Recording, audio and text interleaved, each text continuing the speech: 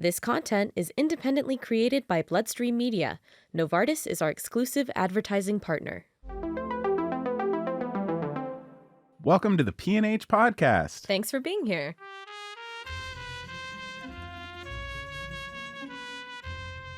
You come to me on this Tuesday morning to record a podcast about paroxysmal nocturnal hemoglobinuria. But what is it really? Today's episode is all about family. It's about family, Kay. And caregivers. Of people living with P&H. We're going to make this a podcast episode you can't refuse. Thanks for joining us. We're glad you're here.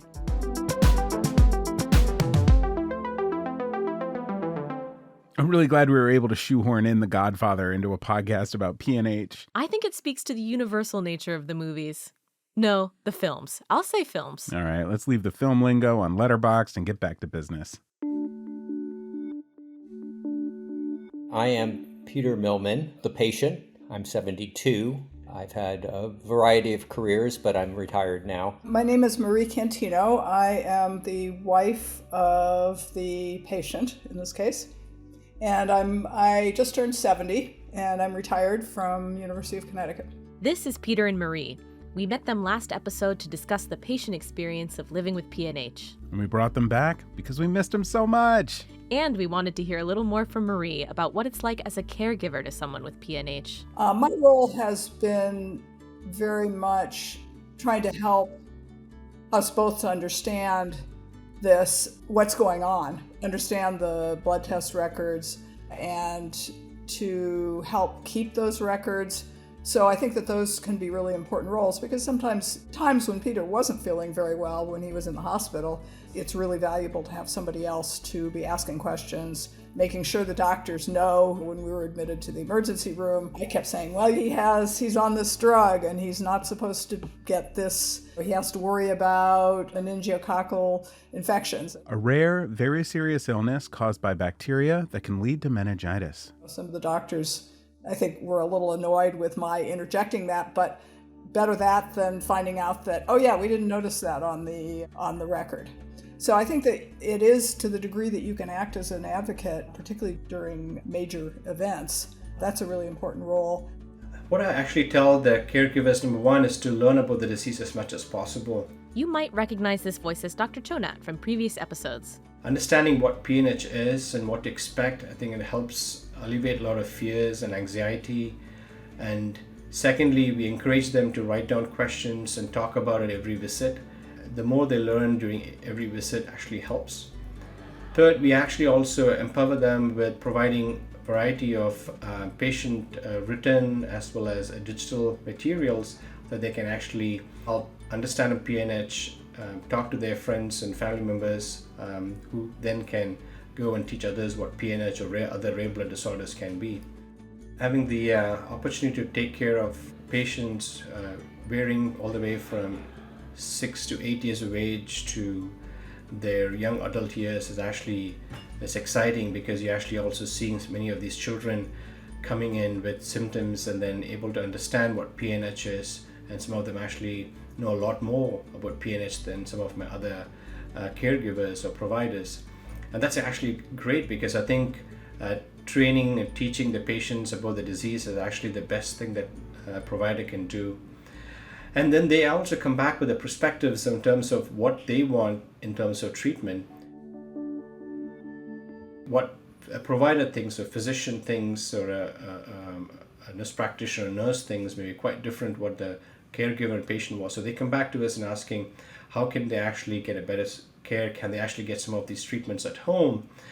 And I think the patient organizations discussing amongst themselves are really improve the care or the journey in some of these patients. One of the things that comes to mind as one of the junior trainee was a patient that diagnosed in the middle of the night, and that I was able to actually learn P&H for the very first time because many of these providers or physicians around the world may actually never, a hematologist for instance, may never actually see a P&H the entire career. So being able to take care of a patient right from the training and being able to learn from the patient or teach each other has actually been a fantastic journey for me. I do like data. I'm a physiologist. I started keeping records of his blood counts very early on, all of his blood counts in an Excel spreadsheet since 2013, I think. I know that's not for everybody, but it was actually really valuable. I think there are trends that I've seen that his doctors maybe aren't even aware of. And a lot of portals now can show that data. So I found that really valuable for people that feel comfortable doing that. It can be a valuable thing. But that, in terms of as a caregiver, again, it hasn't been nursing care or anything like that. It's more moral support. Having somebody to talk things over with, I think, is important. So Marie really stepped into her role as caregiver, and she did that by learning a lot and keeping track of medical information over the years.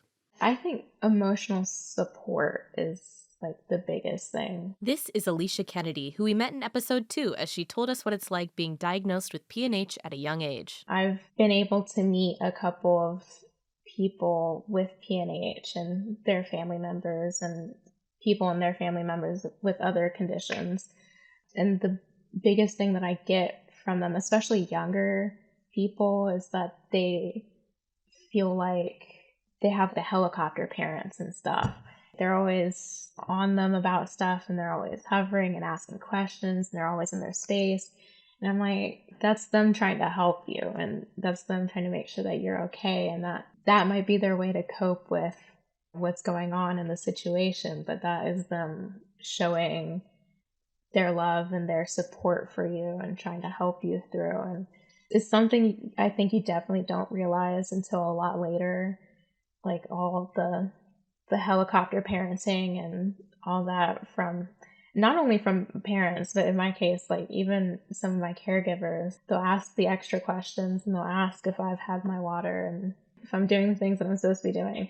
But that's just the care that they're trying to provide to you and making sure that you are, in the best health that you can be and that you don't have any underlying things that could be avoided. Just simple things like water, nutrition.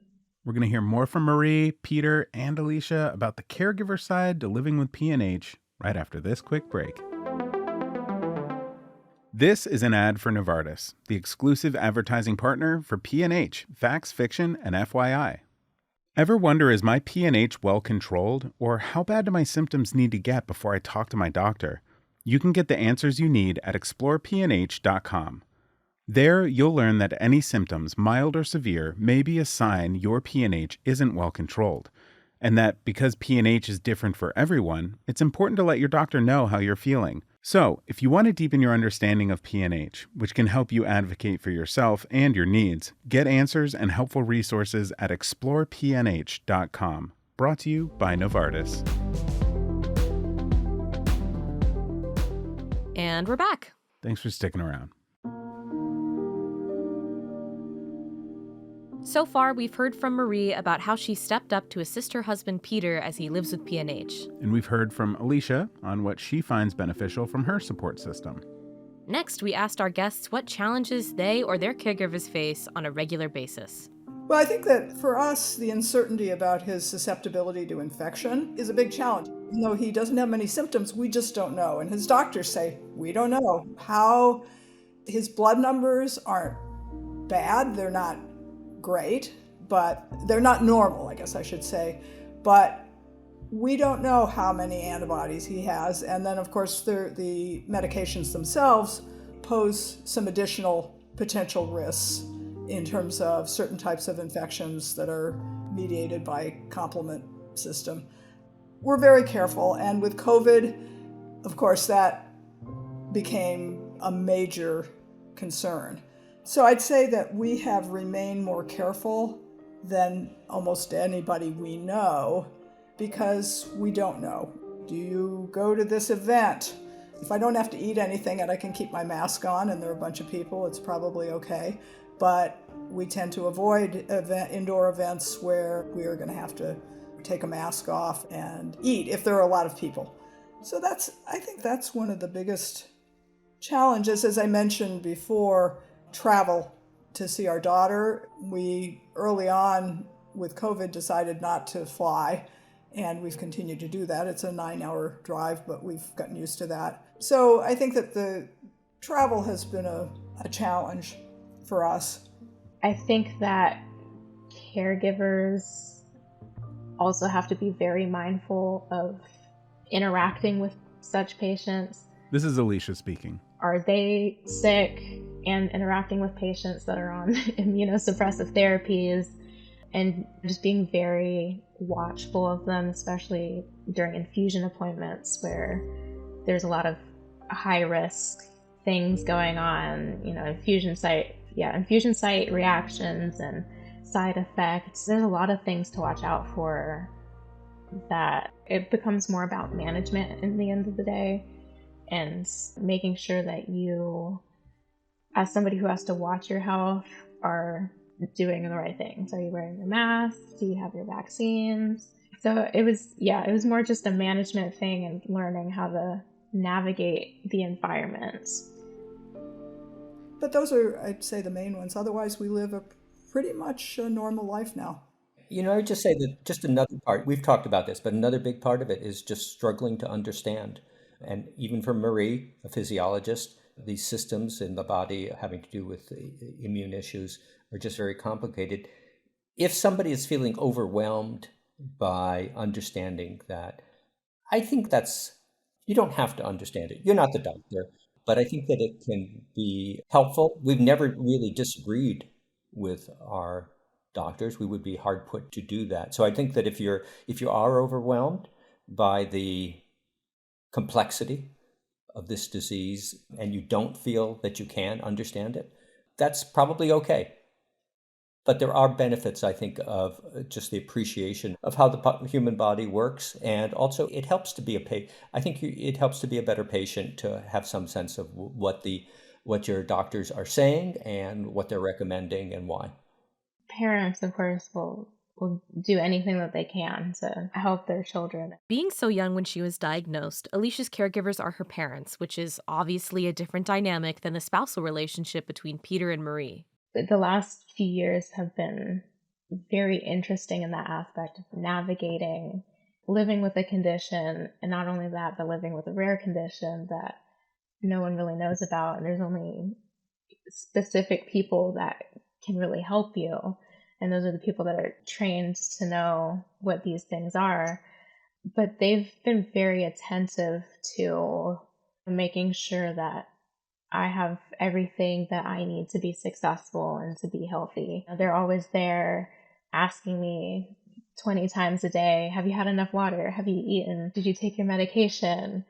And after my infusions, they'll always be asking, like, how are you feeling? Are you okay? Did you have to get stuck a lot? Did they find the vein the first time? Did you drink enough water so that they could find the vein the first time? They're very funny about it, but these little hints and markers that they're just trying to make sure that you're on that right path so that you can live your life as normally as possible, and there's no potholes for you to fall in, and you're dehydrated and you didn't eat, now you feel sick, and making sure that you avoid all those things so you can just be healthy and happy. Though she herself was not the caregiver, Alisha noticed some things that were hard for her parents. I think the biggest thing definitely was everybody kind of having to take the day off to go to these appointments. Now that I'm older, I can drive myself to these appointments, but we all still have to be very cognizant of being there in case something happens.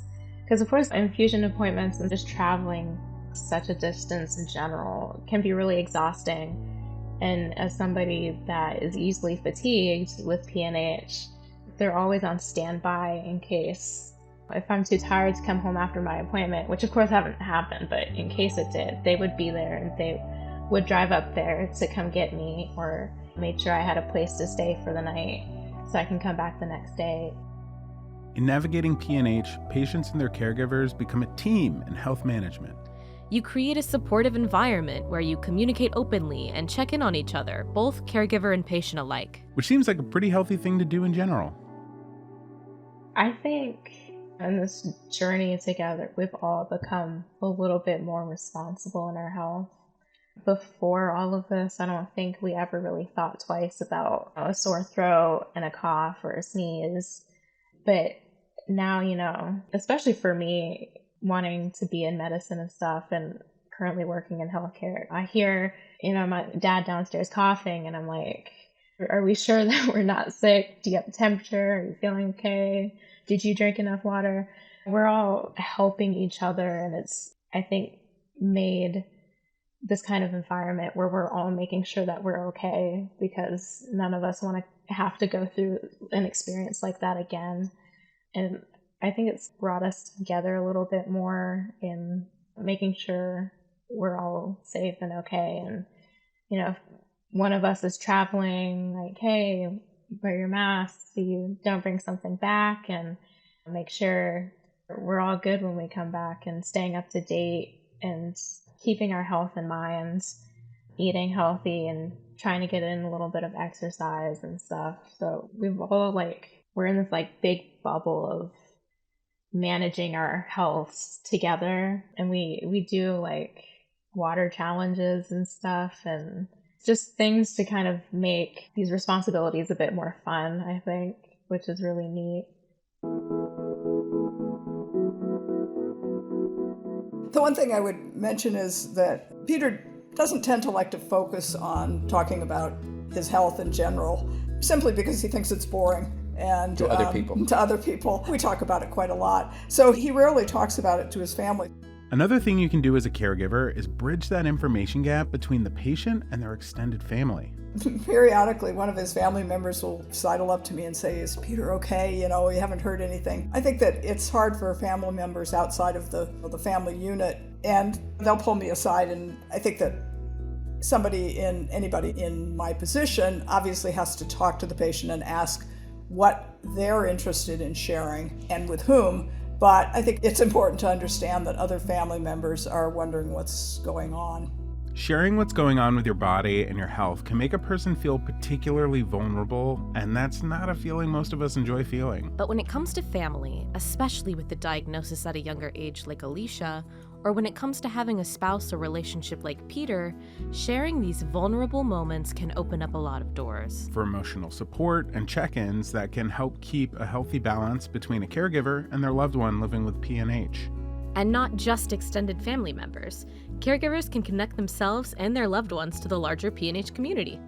Plug again for the PNH Facebook page. I think it's a good place to get information as well as just moral support. People are incredibly kind and supportive. Even if you just go on and say, I'm having a bad day, or my husband is having a bad day, people will come on and tell you that it's going to be okay. The PNH Facebook page Marie is referring to is a private support group for people who live with PNH and their caregivers. He has some visual issues associated with headaches. I was the one who could go on Facebook and follow the PNH Facebook page, and I will follow it, and then I'll read stuff to him or send him stuff when something interesting comes up.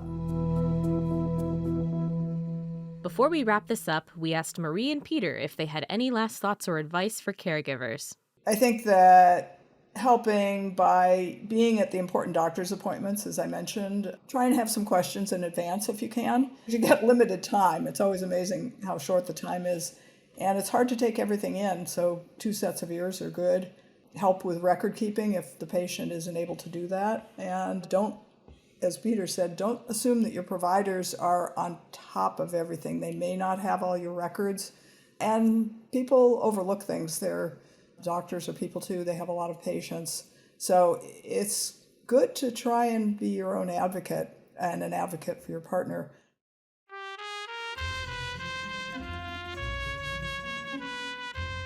You see, Kay, it really is All about family. And caregivers and loved ones. And you don't have to take sides with anyone against the family. Or caregivers and loved ones. Thank you, Peter, Marie, and Alisha for sharing your experiences with us today. And to Dr. Chonat again for your expert insight. And thank you. Thank you for listening. We'll see you next time on the PNH Podcast. Facts, fiction, and FYI.